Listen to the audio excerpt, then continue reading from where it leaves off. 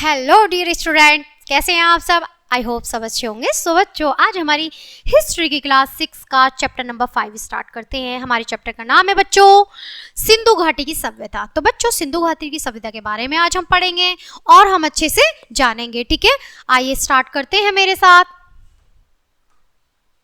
कृषि के आविष्कार के बाद मानव ने एक व्यवस्थित जीवन व्यतीत करना प्रारंभ कर दिया। उन्होंने परिवार में तथा परिवार से समूह बनाकर गांवों में व्यवस्थित जीवन व्यतीत करना प्रारंभ कर दिया। समय बीतने पर इन गांवों की जनसंख्या में वृद्धि होती गई और विशाल गांवों का निर्माण हुआ। भिन्न भिन्न कार्य क्षेत्रों में निपुणता होने के कारण बड़े गांवों का स्वरूप शहरों ने ले लिया। जब गांव तथा शहर के लोगों ने अपनी आवश्यकता से अधिक उत्पादन करना प्रारंभ किया तो लोगों ने अपने पड़ोसी इलाकों में अपना सामंत भोजन प्रारंभ कर दिया था और व्यापारिक संबंध स्थापित किए। इस प्रकार शहरी जीवन का विकास हुआ और इसी से सभ्यता का आरंभ माना जाता है। सभ्यता जीवन यापन करने का एक तरीका है जो लोगों के शहरों में रहने तथा व्यवस्थित समाज में रहने के उपरांत शुरू हुई। सभ्य समाज में अत्यंत संगठित आर्थिक, सामाजिक, राजनीतिक, बौद्धिक, कलात्मक और धार्मिक गुणों का समावेश होता है। हड़प्पा सभ्यता की खोज 150 वर्ष पूर्व जब पंजाब में पहली बार रेल की पटरियां बिछाई जा रही थी, तब एक इंजीनियर ने हड़प्पा के कुछ टीलों की खोज की जो अब पाकिस्तान में है। उनके अनुसार यह एक रेत के टीले की तरह था जिसमें विशेष प्रकार की ईंटें भी थीं। अतः उन्होंने हजारों ईंटें पुरानी इमारतों की दीवारों से निकाली और रेल की पटरी बिछाई। कई इमारतें पूर्ण स्वरूप से नष्ट कर दी गई। तब लगभग 80 वर्ष पूर्व पुरातत्वविद नाव को यह स्थान मिला था। उन्होंने विचार किया कि वह भारत का सबसे प्राचीन शहर है। अब क्योंकि यह पहला शहर था जिसे खोजा गया था, अन्य स्थान जहां इस प्रकार की इमारतें उपलब्ध हुई।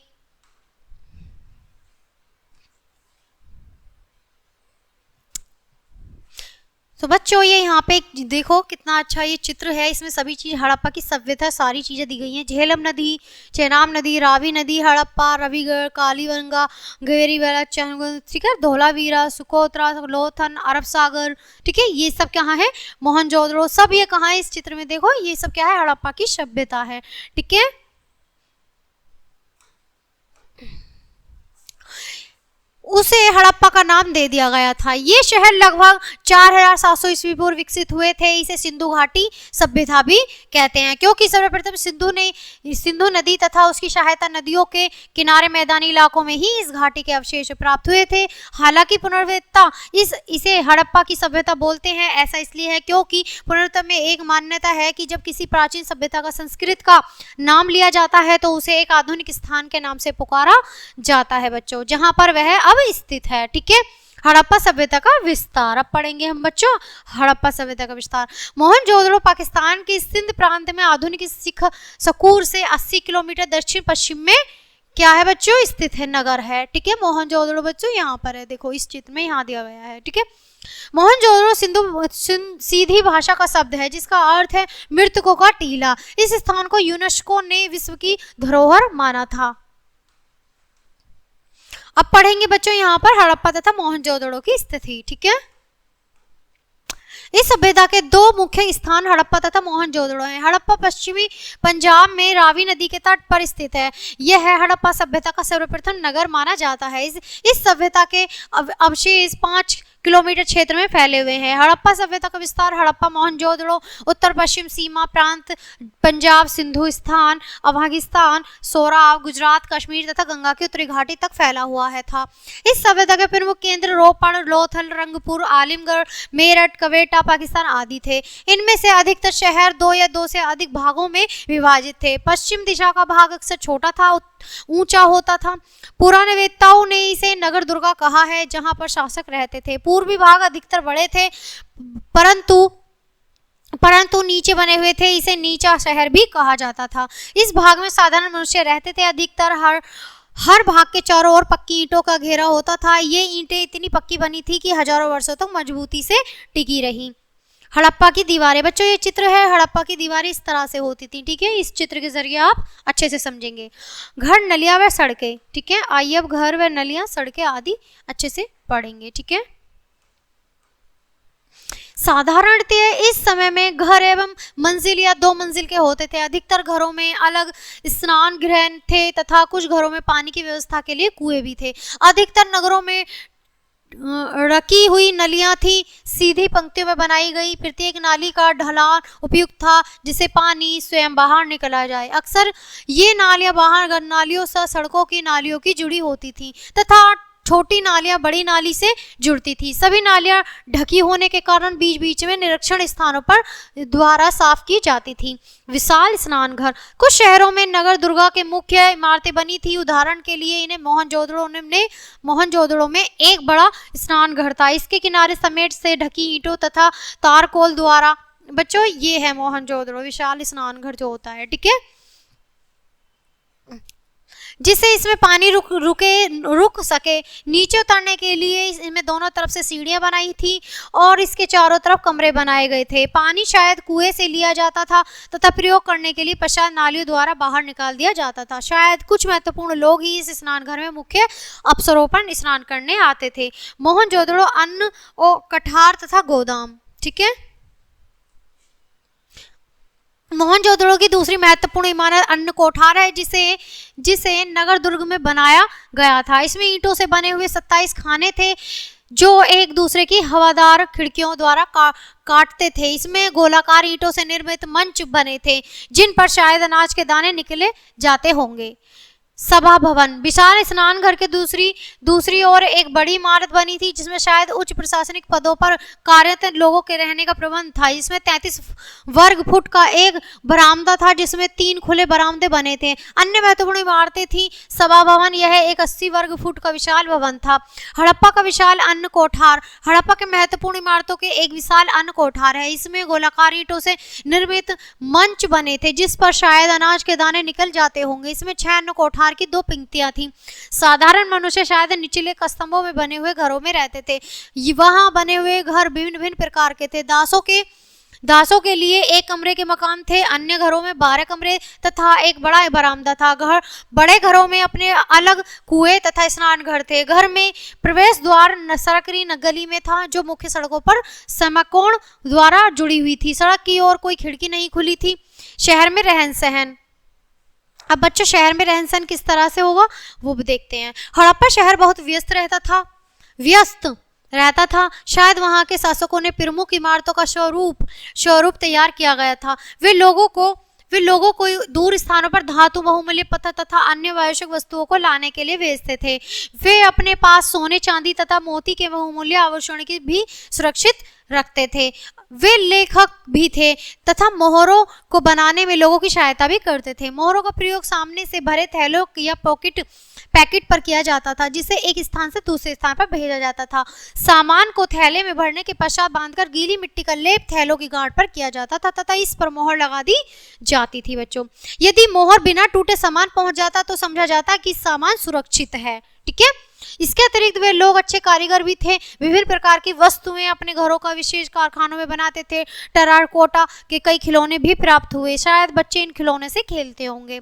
कारीगरों ने तांबे, कांसे, चांदी तथा सोने के आभूषण बनाए थे जिनमें बहुमूल्य पत्थरों से सजाया गया था। हड़प्पा सभ्यता की सबसे प्रसिद्ध कलाकृति कांसे की नृत्यांगना थी। बच्चों, ये कांसे की नृत्यांगना है, देखिए इसकी जो तस्वीर है वो बनाई गई थी, ठीक है, मूर्ति जो मोहनजोदड़ो से मिली है। उसने बहुत अधिक संख्या में चूड़ियां पहनी हुई हैं।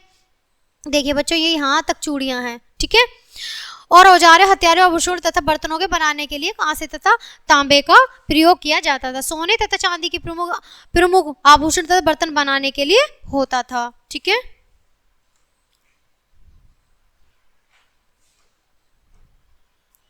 शायद सबसे आश्चर्य वस्तु मोती बाट तथा ब्लेड थे। बाटों को सावधानी पूर्वक तथा सफाई से ढाला गया था। ये चार्ट बनाने थे। ये जो एक मजबूत पत्थर होता है शायद बहुमूल्य पत्थरों द्वारा धातु को फैलाने के लिए प्रयोग होते थे। अब औजार, हड़प्पा के लोग तांबे, कांसे तथा पत्थरों के औजार बनाते थे। इनके प्राथमिक औजार थे चपटी, कुल्हाड़ी, चाकू, भाले तथा तीर के शीर्षक। इस सभ्यता के अगले चरणों में लोग कटार और बिना दांतों वाली हथियार का भी प्रयोग करने लगे। वे लोग तांबे तथा कांसे को ढालने की कला पहले से ही जानते थे। बच्चों, बर्तन बनाना, अब बच्चों देखेंगे कि बर्तन किस तरह से बनाने आरंभ किए उन लोगों ने, ठीक है। हड़प्पा के अधिकांश स्थानों के बर्तन सादे थे, परंतु कुछ स्थानों पर बर्तनों में विभिन्न आकार की पड़ी रेखाओं तथा पत्तियों को नमूनों द्वारा रंगा जाता था। इन पर ऊपर चिड़िया, मछलियां तथा अन्य जानवरों के चित्र भी बनाए गए थे। भोजन तथा वस्त्र, अधिकांश लोग शहरों में तथा कुछ गांवों में रहते थे। वे लोग फसल उगाते तथा जानवरों को पालते थे। ये किसान तथा चरवाहे ही शहरी लोगों को भोजन उपलब्ध कराते थे। हड़प्पा के लोग गेहूं, चावल, दाने, मटर, बाजरा, तिल तथा अलसी उगाते थे। हड़प्पा के लोग पशुओं, बकरी, भेड़ और भैंसों को पालते थे। वे लोग फल एकत्रित करते थे, जैसे बेर, मछलियां पकड़ते थे तथा जंगली जानवरों जैसे हिरन आदि का शिकार भी करते थे। वो लोग उन्होंने बहुत बड़ी संख्या में तकुआ तथा तकली की भी खोज की, जिससे यह पता चलता है कि सूत तथा ऊन के काता जाता था। पुरुष की एक प्रतिमा को देखकर पता लगता था कि 2 वस्त्र पहने जाते थे, जो आजकल की धोती तथा शाल के समान थे। स्त्रियों के वस्त्र लगभग पुरुषों के समान ही थे। पुरुष तथा स्त्री दोनों ही आभूषण पहना करते थे उस जमाने में बच्चों। ठीक है, व्यापार अब देखेंगे। व्यापार, हड़प्पा के लोग आंतरिक और विदेशी व्यापार को बढ़ाने में लगे हुए थे। कुछ कच्चा माल उन्हें अपने आपस में ही प्राप्त हो जाता था तथा कुछ माल वे लोग दूर स्थानों में मंगवाते थे। वे शायद तांबा आजकल के स्थान राजस्थान से तथा पश्चिमी एशिया के ओमन नामक स्थान से मंगवाते थे तथा टीन वर्तमान के अफगानिस्तान और ईरान से, सोना कर्नाटक से तथा बहुमूल्य पत्थर वर्तमान के गुजरात, ईरान और अफगानिस्तान से मंगवाते थे। ऐसे बहुत से प्रमाण मिले हैं जिनमें पता चलता है कि सिंधु घाटी के लोगों का मेसोपोटामिया घाटी के लोगों के साथ अच्छा व्यापार था। सिंधु घाटी के लोगों के मिस्र तथा क्रीट से भी मेसोपोटामिया के द्वारा अच्छे व्यापारिक संबंध थे। धर्म, सिंधु घाटी के लोगों की धार्मिक व्यवस्थाओं की जानकारी में मुख्य मोहरों, चित्रों, विशाल स्नान घर से प्राप्त होती है। वहां के लोग मूर्ति पूजा में विश्वास करते थे। देवी माता की एक मूर्ति भी प्राप्त हुई है। इसे शक्ति या देवी माता के रूप में पहचाना गया है।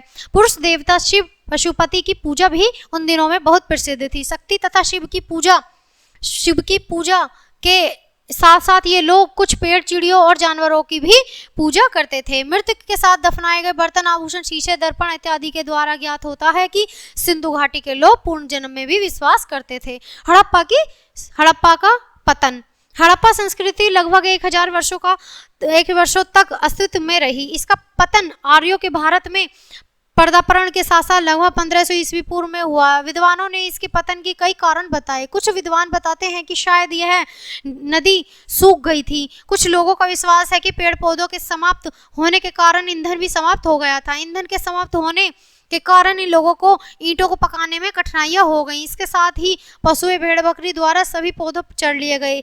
इसके कुछ इलाकों में बाढ़ का प्रकोप भी हुआ तथा शासक अपना नियंत्रण खो बैठे। कोई भी कारण हो, परंतु स्थिति में परिवर्तन अवश्य हुआ। ठीक है, हुआ। सिंधु के कुछ स्थान और पश्चिमी पंजाब अब पाकिस्तान में है। पाकिस्तान को खाली कर दिया गया, जबकि अधिकतर लोग नए तथा छोटे समूह में जा मिले। इसके 1400 वर्ष पूर्व ही शहर अस्तित्व में आए। स्थित अध्यय लोथन, गुजरात। लोथन शहर गुजरात में साबरमती नदी की सहायता नदी के किनारे सभात की खाड़ी के पास स्थित था। यह उन स्थानों के निकट था जहां बहुमूल्य पत्थर आसानी से प्राप्त किए जा सकते हैं। यह स्थान पत्थरों, सीत तथा धातु की बनी हुई वस्तुओं का केंद्र था। इस शहर में एक निरीक्षण गृह भी था। इस निरीक्षण गृह में कई मोहरें भी रखी गई थी। यहाँ एक इमारत खोजी गई है जिसमें मोती के सामान बनाए जाते थे। यहाँ पर पत्थरों के टुकड़े, आंशिक मोती बनाने के औजार तथा तैयार मोती भी प्राप्त हुए हैं। लोथल में एक बड़ा तालाब भी मिला है। शायद यह तालाब जहाजों के खड़े होने तथा मरम्मत करने का स्थान था, जहां नाव तथा जहाज समुद्र से आते जाते थे। सामान को चढ़ाया था, उतारा भी यहीं से जाता था। बच्चों, ये चित्र है लोथल का, ये लोथल का चित्र है। ठीक है, आई होप आपको ये चैप्टर बहुत अच्छे से समझ आया होगा, एंजॉय किया होगा। सो बच्चों, ये चैप्टर यहीं फिनिश होता है। मिलती हूँ मैं आपसे नेक्स्ट चैप्टर में, नेक्स्ट वीडियो के साथ। तब तक के लिए बाय बाय प्यारे बच्चों।